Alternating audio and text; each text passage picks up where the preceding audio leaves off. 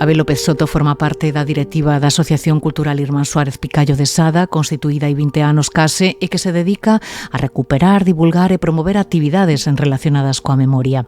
A asociación naceu no ano 2007 e fixo cun obxectivo, traer de volta a Sada os restos do ilustre galeguista Ramón Suárez Picallo, que padeceu o exilio tralo golpe do 36. Gostaríame, Abel, que nos axudaras a transitar un pouco pola historia deste escritor, xornalista e político que, como Castelao, tivo que afastarse da terra, non?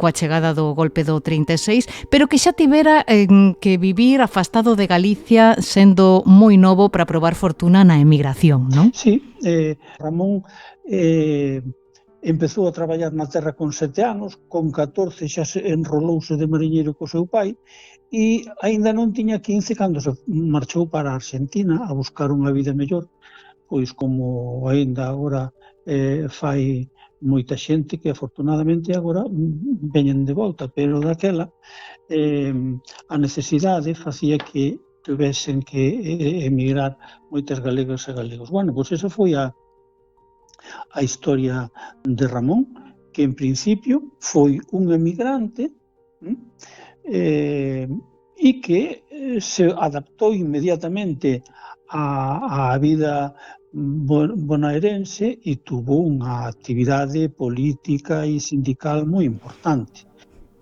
Foi aí, non? Onde comeza a frecuentar mítines e cando empeza a gromar nel tamén esa conciencia política moi vinculada ao sindicalismo, non? Sí, a ver, como sindicalista hai que reseñar que participou no Congreso da Organización Internacional do Traballo que se celebrou en Xenebra no 26, cando tiña 32 anos, de maneira que foi unha persoa sindicalmente moi importante na República Argentina. E políticamente, pois, con 24 anos foi candidato a concelleiro no Concello de Bos Aires. Quero decir que era unha persona moi activa políticamente e sindicalmente, non? Cal era nese momento cales eran as súas arelas nese momento, non? Que tipo de vínculos tiña? Con que simpatías políticas tiña nese momento? A ver, Ramón Suárez Picallo tuvo unha primeira época na que o traballo sindical o levou pois a estar moi en contacto con a ideoloxía comunista, máis tarde socialista, pero o seu amor á terra fixo que verdadeiramente o seu traballo importante como político desenvolvera ligado ao nacionalismo galego, non? De feito, é un dos fundadores, junto con Castelao, do Partido Galeguista. El empezou traballando tamén culturalmente, por exemplo, a revista Céltica, que foi unha revista moi importante que se editou nos anos finais dos 20 e os anos 30 na Argentina, que agora podemos ver na páxina do Consello da Cultura Galega, porque están aí os fondos digitalizados. Pois aí está, el foi director desa revista e era unha revista, de pensamento político moi galeguista, non? Foi elexido deputado nas Cortes Constituintes da Primeira República e logo despois tamén foi elexido diputado no 36, de maneira que a súa tarefa política foi moi importante. Dirixiu a Nosa Terra, por exemplo, o Seminario Galego de Esquerda, o Semanario Galego de Esquerdas, que tamén se editou aquí en Santiago entre o ano 35 e 36, era o director. É dicir que tuvo un traballo moi fecundo nese sentido, non? Xa digo, os seus comezos foron moi relacionados ou moi vinculados a ideoloxía comunista, socialista e máis tarde, pois tamén galeguista, non? Sí, porque el foi evolucionando, non? Desde que regresa a Galicia por primeira vez con 30 anos, non? E entra en contacto con Vilar Ponte, co fundador das Irmandades da Fala e da Orga, co que traba unha fonda amizade. Despois, xa que a chegada da Segunda República e participa na Asamblea Republicana da Coruña, dá o salto a primeira liña política, convertese en deputado, como nos explicabas, e é cando ingresa xa no Partido Galeguista e cando se produce ese tránsito ideolóxico, non? Era un momento no que convivían moitas sensibilidades, non? Dentro do Partido Galeguista. Sí. E Castelao, Ramón Suárez Picallo estaba, digamos, na ala máis progresista ou de esquerdas do Partido Galeguista. Foi un dos que máis pulou, por exemplo, por participar na Fronte Popular, e era unha persoa moi valorada nese sentido, non? Posiblemente había máis cultural e máis centrada de Castelao, e había, digamos, máis esquerdista de Suárez Picallo, era o tándem fundamental no Partido Galeguista naquele momento.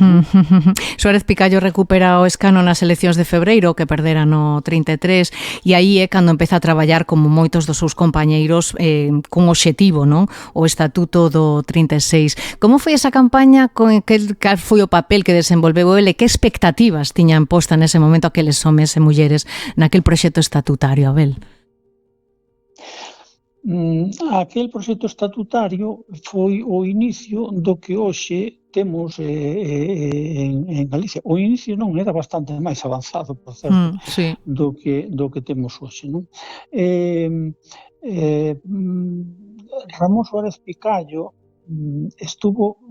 tiña unha cultura, o seu paso pola emigración fixo que tamén tivera unha visión moi ampla internacional, e iso facilitáballe bastantes cousas, non? Suárez Picallo non era unha persona pechada en si mesma, era unha persona bastante aberta a todo tipo de influencias políticas e culturais, e eu creo que iso lle deu unha perspectiva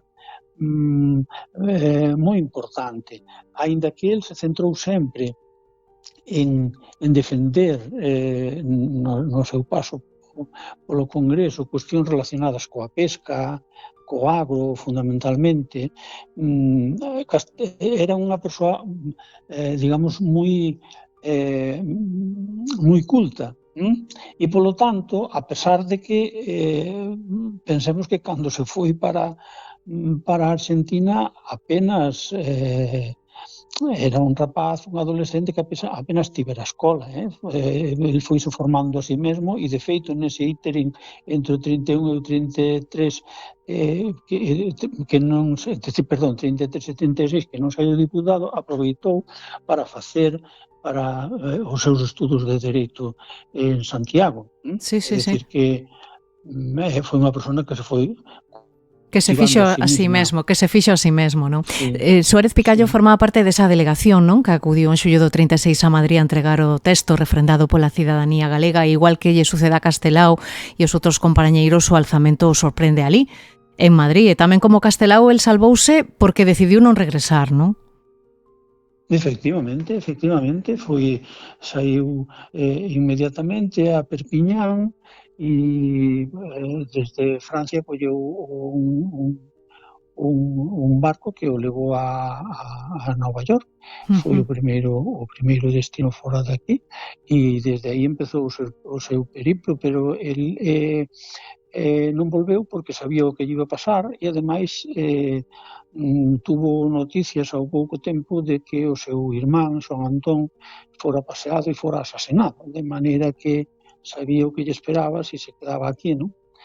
E por esa razón, pois nunca máis volveu. Estuvo exiliado en varios países, fundamentalmente na República Argentina, onde acabou morrendo.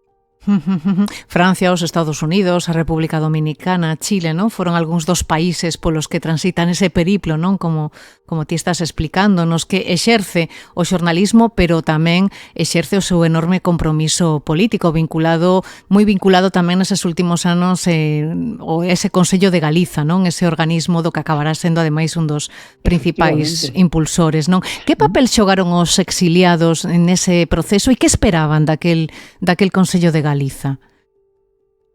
A ver, o Consello de Galiza realmente era o goberno, pretendía ser o goberno no exilio, non? Estaban formados as persoas que foran elegidas deputados por algúns deles e que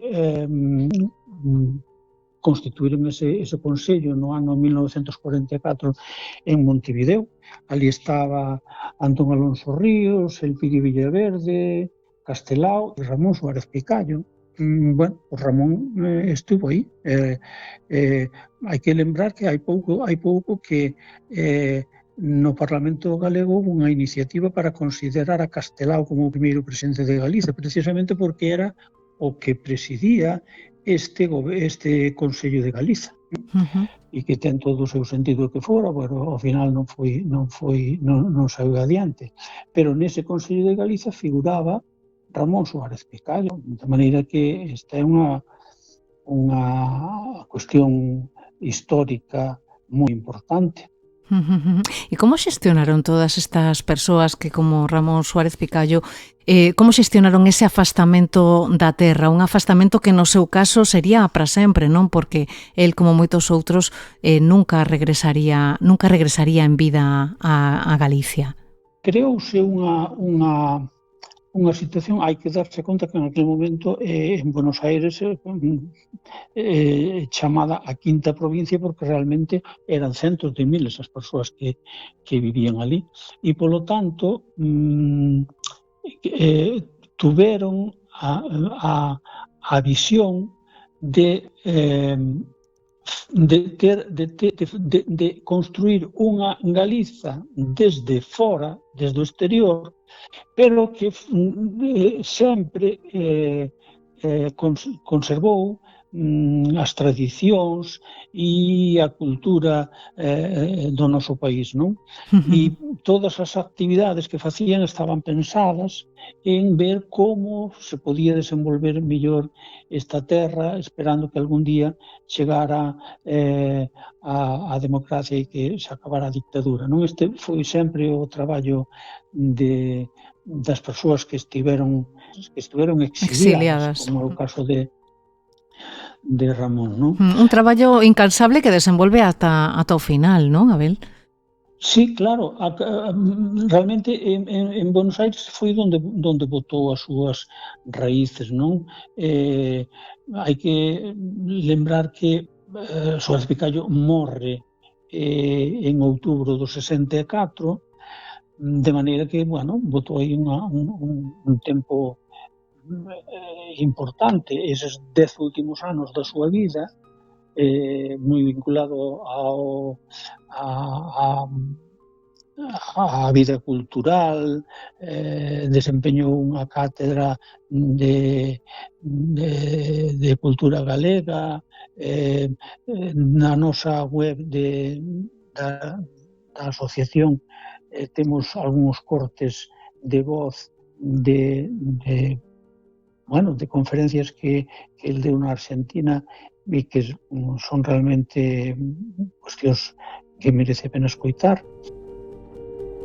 Morreu aquel non aquel non morreu porque aquel non pode morrer. Quizás na patria este adormecido porque non pode estar desperto, pero en que estades vos.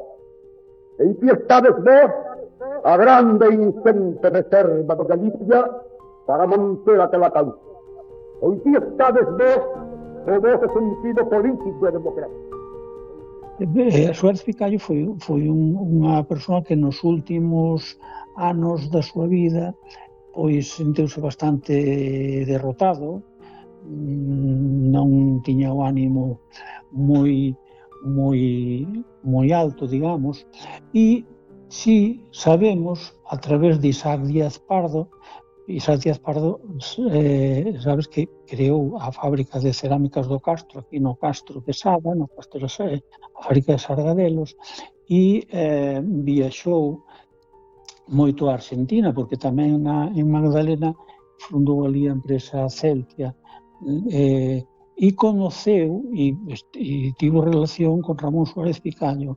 No momento en que eu fui alcalde de Sada, que tuve a honra de ser alcalde de Sada durante un período entre 2007 e 2011, o primeiro que me dixo Isaac foi: hai que traballar para traer a Ramón, porque sempre me dixo que quería descansar no Fiunchido. O Fiunchido é o cemiterio municipal de Sada, non?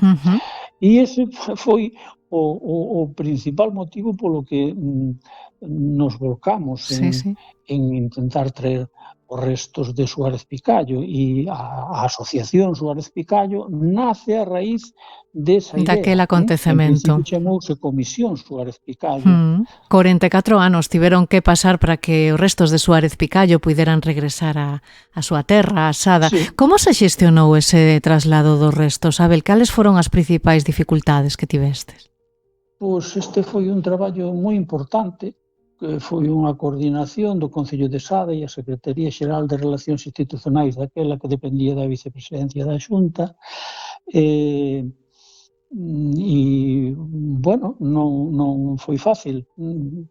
Foi un traballo moi intenso. Viaxamos a Argentina para recoller os seus restos no cemiterio da Chacarita, fixémoslle ali as honras que merecía no Centro Galego, na sede de Federación de Sociedades Galegas, onde el traballou moito tamén, e fixemos ali un acto multitudinario no Teatro Bambalinas, e logo tamén estivemos na casa do Centro de Sada e Contornos, que é o único centro no mundo que quedaba daquela da diáspora sadense, non? Todo isto, bueno, con unha planificación para que o día 14 de outubro de 2008, como te ben decías, 44 anos despois da súa morte, poidéramos cumplir o seu sono. Ese sono de que era depositario Díaz Pardo e que nos transmitiu, porque, como dixen antes, foi a ela quen lle manifestou que lle gustaría descansar para sempre en Sada. E esta é a historia dunha persoa que se fixo a si mesmo, dun loitador. De Ramón Suárez Picallo. Por que é importante reivindicar estas figuras tantos anos despois da súa desaparición? Bueno, no caso de Ramón Suárez Picallo, porque, sinceramente, era unha persoa bastante descoñecida incluso en Sada. Despois do golpe do 36, do golpe de Estado do 36, e despois de finalizar a guerra, houve un omertá e un silencio en case todos os ordes da vida, e as persoas que sufriron persecución e as súas familias guardaron un silencio absoluto. Era moi difícil saber cousas, a transmisión oral en moitos casos cortouse, e iso fixo que persoas tan relevantes como Suárez Picallo pois non foron moi pouco coñecidas. Non che quero contar de Rafael Fernández Casas. Rafael Fernández Casas pois era sinceramente un descoñecido.